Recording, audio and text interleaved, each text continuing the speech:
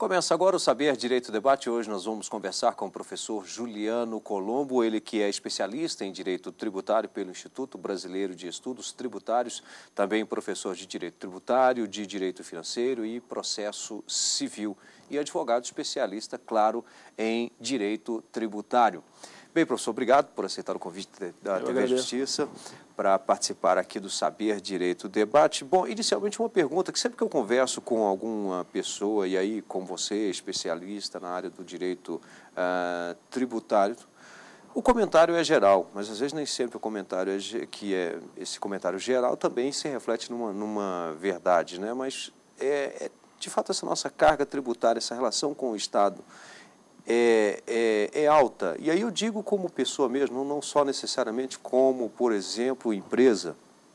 Na verdade, nós temos hoje no nosso panorama empresarial, né, nós temos, de um lado, o Estado, naquela vontade de arrecadar, naquela ânsia de arrecadar, justamente para financiar, né, os reclames públicos, para financiar as necessidades públicas. E, de outro lado, nós temos aí as empresas e o próprio contribuinte, pessoa física, que, de certa forma, se sente desconfortável com o tamanho da carga tributária. Acho que, vivendo hoje, né, no ramo empresarial e conversando com contribuintes, o principal descontentamento é justamente a retribuição que o Estado deixa de dar em alguns setores. Não necessariamente quanto se paga, mas sim o que tem de volta. Exatamente, porque muitos empresários e contribuintes têm essa noção que, embora seja uma carga elevada, outros países também têm uma carga tributária bastante elevada. O principal problema dentro dessa distinção que nós temos é justamente este reclame que há pelo contribuinte na satisfação de necessidades públicas, na satisfação de interesses sociais, que justamente pontualmente o Estado tem, em algumas vezes, falhado. Bom, você como um especialista tem muito o que mudar, nossa legislação poderia, sim, se aproximar, você citou aí outros países, tem algum país que poderia ser uma referência, porque, claro, vai não só da questão cultural, mas também da questão territorial, das dimensões, enfim, uma série de situações que precisa parar e pensar direitinho se daria. Mas tem algum país que a gente poderia estar mais próximo assim, de uma realidade? Na verdade, a estrutura tributária brasileira é bastante complexa, né? Esse, como você citou, é um problema real da nossa tributação, né? Às vezes o contribuinte não sabe efetivamente o que pagar, quando pagar e o que fazer, né? Justamente pelo tamanho, pela grande relevância que nós temos de obrigações tributárias, né? E às vezes quando descobre muda no dia seguinte. E às vezes a alteração da legislação tributária ela é muito mais veloz que o próprio ato do contribuinte, né? Acredito que um dos progressos que nós temos, né, dentro do nosso país é tentar ir nessa linha de transparência, né? Essa transparência fiscal por parte do poder público, pela própria lei de acesso à informação, pela própria transparência pública, os portais da transparência, é uma tendência agora a gente colocar cada vez mais, mostrar para o contribuinte o que ele está pagando, né? Por exemplo, os Estados Unidos, no momento de um consumo, o consumidor sabe exatamente o que compra e quanto paga de tributação. Essa é uma tendência agora, né, dos últimos dias aí, sancionada pela presidente Dilma, né, de demonstrar cada vez mais na nota fiscal todos os tributos que o contribuinte vem a pagar naquele ato de consumo. Acho que isso, de certa forma, conforta mais o contribuinte, porque, às vezes, o próprio consumidor vai ao supermercado, compra um produto e não sabe exatamente o que vem dentro daquele produto de carga tributária. De certa forma, quando alguma coisa é mais clara, o próprio consumidor, o próprio contribuinte se sente mais confortável, né? Não se sente com aquela falsa ideia de estar sendo enganado, né? Então, acho que essa é uma grande virtude, uma grande tendência do nosso país agora, essa linha de transparência, né? Então, acho uma grande atualização que nós temos dentro da legislação tributária nesse tópico. Você cita a questão da burocracia, e aí eu citei a questão até do espaço, né? O Brasil é muito grande, muitos estados e tal. E aí, curiosamente, nessa área, o direito tributário, cada ente federado cria uma norma, uma regra, uma porcentagem, um tipo de transação. Claro, aí nós estamos falando das estaduais, né? No âmbito federal é uma outra situação. Mas isso também confunde bastante. O ideal não seria ter uma regra geral? Exatamente. Na verdade, isso que você cita é um grande problema da guerra fiscal do ICMS, né? O ICMS, o tributo que sustenta, então, os estados, né? E, na verdade, se você viaja ao longo de nosso país, cada estado vai ter uma alíquota diferenciada de ICMS. Isso, de certa forma, por um lado, é bom para o estado que atrai investimentos. Por outro lado, é extremamente pesaroso para aquele estado que tem que baixar a sua alíquota, baixar a sua arrecadação para conseguir atrair o investimento. Gera a tão discutida guerra fiscal, né? Guerra fiscal que, na verdade, quem perde com a guerra fiscal são os estados, o próprio contribuinte, o próprio consumidor, que não vê estado arrecadando menos, menor o nível de satisfação pública, né, de interesses sociais, necessidades que são alcançados aí. É uma tentativa de tentar se evitar essa guerra fiscal hoje, em termos de legislação federal, jurisprudência do nosso Supremo Tribunal Federal, né? Está se tentando também veicular isso por súmula vinculante, né? A exigência de um convênio entre todos os estados para que seja dado um incentivo, um benefício fiscal, a redução de uma alíquota. Essa é uma tendência também. Acho que o nosso direito tributário ele, está num ascendente, né? O Brasil ele passou por muito tempo por aquela ideia de financiamento do Estado.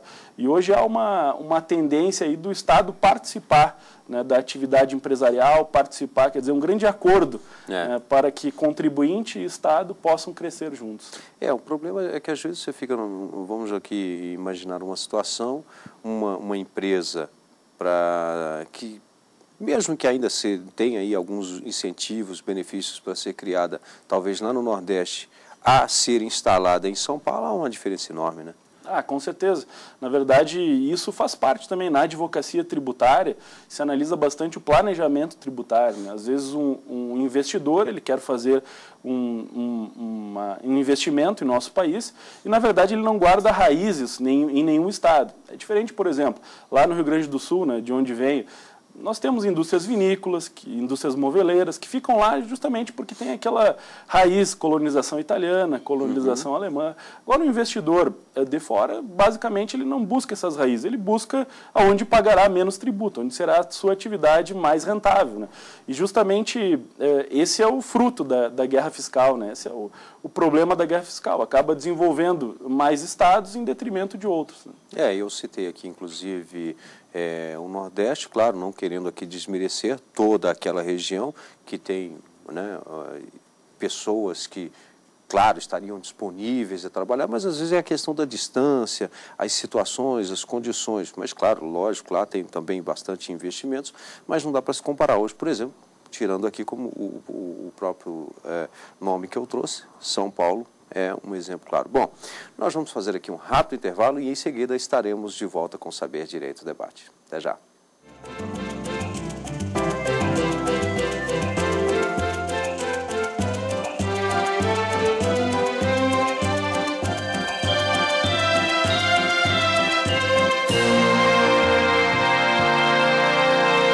Estamos de volta com o Saber Direito Debate, hoje conversando com o professor Juliano Colombo, ele que ao longo da semana ministrou o curso aqui no Saber Direito Crédito Tributário, tendo como aula número 1, Constituição do Crédito Tributário, a decadência do crédito tributário, aula número 2, prescrição no direito tributário, é a aula de número 3, a restituição no indébito tributário, é a quarta aula, e a quinta e última, a exclusão do crédito tributário. Professor, trazendo aqui um pouquinho da aula ministrada aí no Saber Direito, volta e meia há uma confusão entre a decadência e a prescrição do crédito. Quando é que ocorre os dois? Na verdade, a decadência do crédito tributário, ela se refere diretamente ao direito de lançar, ao direito de constituir o crédito tributário. Em linhas gerais, significaria o direito do fisco colocar o contribuinte na posição de devedor. Esse é o conceito usual da decadência. Então, ela ataca o direito de lançar, o direito de constituir o crédito tributário. Já a prescrição, depois que o contribuinte está na posição de devedor, então eu tenho a certeza, a exigibilidade, usualmente falado, o vencimento do tributo. Se o tributo está vencido, é porque tecnicamente ele já foi lançado. Se ele foi lançado, começaria a contar um prazo prescricional. A prescrição é o direito que o fisco tem, não de constituir, mas de ajuizar a ação de cobrança. Então, basicamente, a gente consegue visualizar assim, a decadência ela está no plano do direito material, é de colocar o contribuinte na posição de devedor, enquanto a prescrição está num direito processual, o direito da Fazenda Pública de executar, de ajuizar a execução fiscal. Então, há uma confusão muito grande entre esses dois institutos. Até pelos termos, né? Nós temos aqui, por exemplo, constituição do crédito, a decadência, na verdade, a prescrição, restituição, exclusão, tem inclusive a repetição, né? A repetição de indébito tributário ela é um termo mais técnico para chamar a restituição do tributo. Até isso é bem discutível, né? O próprio termo criado na doutrina tributária, porque repetir o indébito tributário parece o leitor ou o estudante parece que vai entender, eu tenho que repetir o que eu fiz, né? E na verdade a repetição no sentido de restituição, né? De reparar, né? De retornar aquele crédito tributário pago indevidamente, que é, na verdade, um termo de justiça fiscal, né? Quem pagou o indevido tem o direito de restituir. Evidentemente, nessa restituição, ele vai se sujeitar, então, a todas as normas fazendárias, as leis criadas, né? Hoje, a restituição do indébito tributário ela não é paguei indevido, quero o meu dinheiro de volta, né? Na verdade, tem todo um procedimento, dependendo do valor, vai ir para requisição de pequeno valor, propriamente para precatório, né? Então, tem toda uma proteção também do Estado, né? Que é justa, porque, enfim, nós temos que proteger os cofres públicos também, né? E diante disso, um devido processo legal é necessário para restituir o indébito tributário. Tá, mas esse devido processo legal necessário, óbvio, ele não é muito demorado, não? Exatamente. Na verdade, algumas críticas a isso é justamente nessa linha, né? Que, evidentemente, quando o contribuinte paga, ele sofre aí uma demora muito grande para recebimento dos valores, né? Às vezes, em termos federais isso não acontece, mas em termos estaduais acontece bastante, né?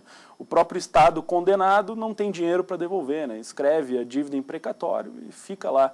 E justamente não tem condições de pagar pelaquela manutenção de outras necessidades públicas, né, que são necessárias.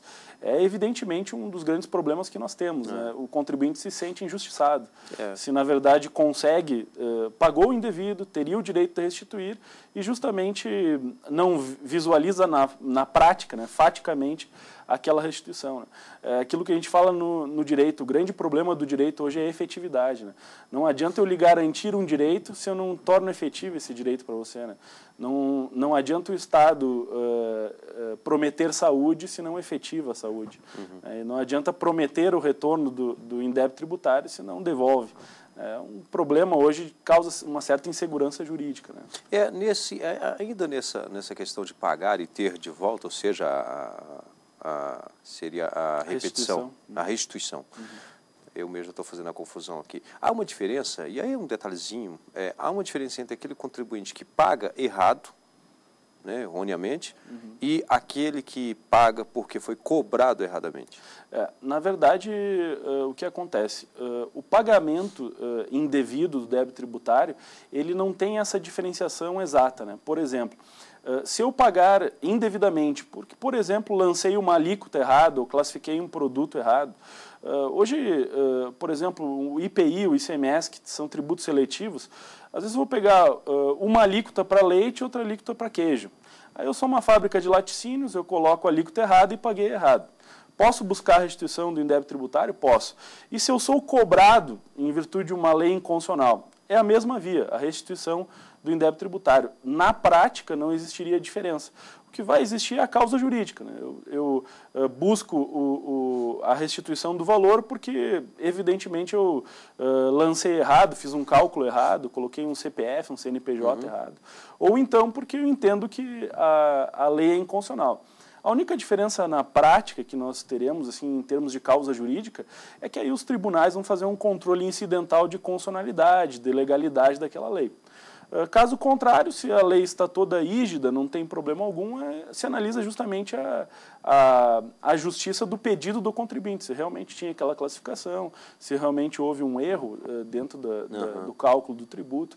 Agora, as duas vias, elas vão na mesma linha. A sua pergunta ela é bem pertinente dentro próprios estudantes do direito fazem bastante. Mas há uma diferença entre pagar indevido porque eu paguei a maior ou porque a lei é inconstitucional? O meio de restituir é o mesmo. O meio de cobrança seria o mesmo. E dentro desse meio, quem tem mais força aí, o Estado ou o próprio contribuinte? Na verdade, a própria jurisprudência... Ou o poder é igual? A própria jurisprudência ela confere o poder para ambas as partes. Né? Então, na verdade, claro, o Estado ele tem os seus privilégios na cobrança do crédito, tem os privilégios na execução. Né?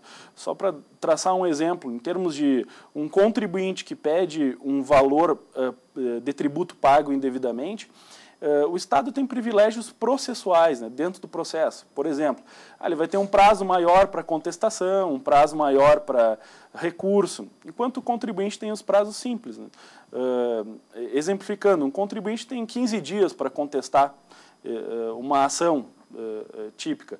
A Fazenda Pública ela teria 60 dias, ela tem prazo em quadro. Talvez aí está o privilégio. Agora, em termos de armas, vamos dizer assim, no embate jurídico, né, o direito garante aos dois, né, os seus requerimentos, seus direitos, basicamente assim. Resumindo, de certa forma, melhor dever o cunhado a dever o Estado. Né? Quer dizer, na verdade, o certo é pagar todo mundo. Bem, nós vamos fazer aqui mais um rápido intervalo e em seguida estaremos de volta com o Saber, Direito e Debate. Até já.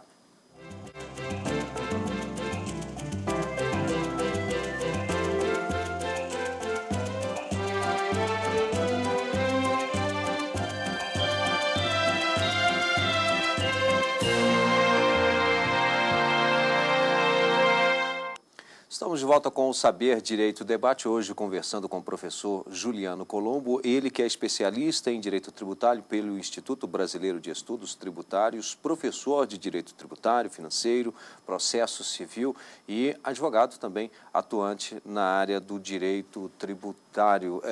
Você citou Rio Grande do Sul, você é do Rio Grande do Sul? Sim, sou de Porto Alegre. Aliás, o irmão do professor Juliano também esteve aqui recentemente, o Cristiano. Né? A família de advogados ou só vocês dois que, digamos, criaram essa regra? Na verdade, o meu pai ele tem formação em contabilidade, né? Então ele faz auditoria e desde criança vejo ele trabalhar com os números, né? E, na verdade, eu também tenho formação em contabilidade, né? Sou bacharel em Ciências Contábeis pela Universidade do Rio Grande do Sul, a Federal, né? E, de certa forma, a gente sempre viveu nesse ambiente, né? Entretanto, eu busquei uma área um pouco mais humanizada, né? O direito, vamos dizer assim, a contabilidade em si é números, né? E, basicamente, eu tentei dar uma humanizada, mas fiquei também dentro dessa linha dos números, né? A gente diz que o direito tributário é uma das ciências mais exatas dentro de uma ciência humana. Então, eu como não gosto de números, eu dizia que é uma ciência desumana. O direito em si, ele trabalha com a pessoa e com as suas relações, e isso que acredito seja fascinante, né? A ideia de induzir condutas, a ideia da soberania do Estado, né?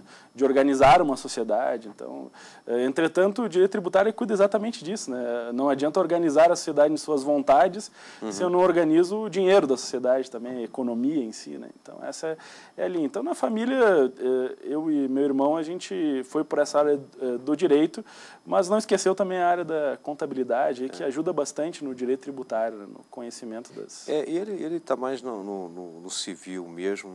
Exatamente, né? Ele fez uma tese de mestrado sobre inseminação. Bastante interessante. Trouxe aqui na TV Justiça também os seus ensinamentos, e bastante curiosos, inclusive. Mas advoga também, consegue administrar isso? Concurso, já pensou, não? Na verdade, não tive... Pela própria ideia da formação na família, todo mundo foi para uma área privada, né? Nunca me despertou a ideia de concurso público, né? Mas consigo estabelecer, vamos dizer assim, é um dia a dia corrido, né? A área da advocacia tem, vamos dizer assim, o grande vilão do advogado são os prazos, né? Então a gente fica contando os prazos, aquela importância, não posso perder o prazo para manifestação, em virtude do direito ter a regra da preclusão, né? Então, para o advogado, passou o prazo, perdeu a oportunidade de realizar o ato, né? Mas dá para conciliar, de certa forma. Normalmente as aulas elas são de manhã ou à noite, né? Então acaba conciliando bem a parte da tarde assim para o exercício da advocacia, né? Que é algo que eu vejo assim muito instigante, né? Eu gosto muito do dia a dia da advocacia, né? A advocacia ela faz você acordar em um estado, passar a tarde em outro e dormir de outro. Então, às vezes a gente escuta, né? Requer uma liminar, conseguiu, não conseguiu, vai cumprir, não vai cumprir. Então, aquela expectativa de decisões, aquela expectativa do próprio direito, isso é muito instigante, né? Acredito que todos os advogados que estão aí assistindo vão concordar com isso, né? Essa é talvez a grande beleza da advocacia, né? Esse exercício que você não sabe o que vai acontecer no seu dia, né? Então essa é às vezes vira um jogo ali, a beleza, né? da advocacia. Toda uma estratégia. Né? Bem, nós vamos aqui para as indicações de leitura do professor. Tem algum aqui que você queira começar? Não, pode ir. Vamos lá, então. Esse aqui é da série Concurso. Acabamos de falar de concurso, né? Direito Financeiro. Esse livro é de um colega aí, professor, né, do Lafayette, José Peter. Ele trabalha com direito financeiro. Basicamente, o direito financeiro ele trabalha aí com a ideia da contabilidade pública, toda a ideia do dinheiro público, né? A grande diferença só para o telespectador entender, né, do direito tributário para o direito financeiro é que no direito financeiro nós temos um olhar público, né? Quando que o governante pode gastar? O direito tributário ele olha mais para o poder do contribuinte, né, de reclamar, de limitar o poder do Estado. Né? Então, justamente esse. Mostrar aqui um outro que também a capa é bem parecida, né? Fazendo assim, dá para ter uma noção melhor, e justamente essa explicação que o professor Juliano Colombo está nos passando aqui, a diferença entre o direito tributário e o basicamente, direito se financeiro. nós pegássemos essa imagem, né, do direito tributário e direito financeiro, e eu falar o seguinte, olha, o empresário vai querer ler qual? Direito tributário. E o governante, direito financeiro. Né? Cada uma aplica as normas. Dirigida. É uma leitura dirigida. Essa obra, então, Direito Tributário, é de minha autoria e de meu irmão, né? A gente trabalhou justamente numa ideia tentando esgotar todos os temas do direito tributário, mas sendo também sintético, né? Para tentar ser claro e simples, né? Numa leitura para o estudante, justamente, né? Para aquele que se lança na área do direito tributário. Né?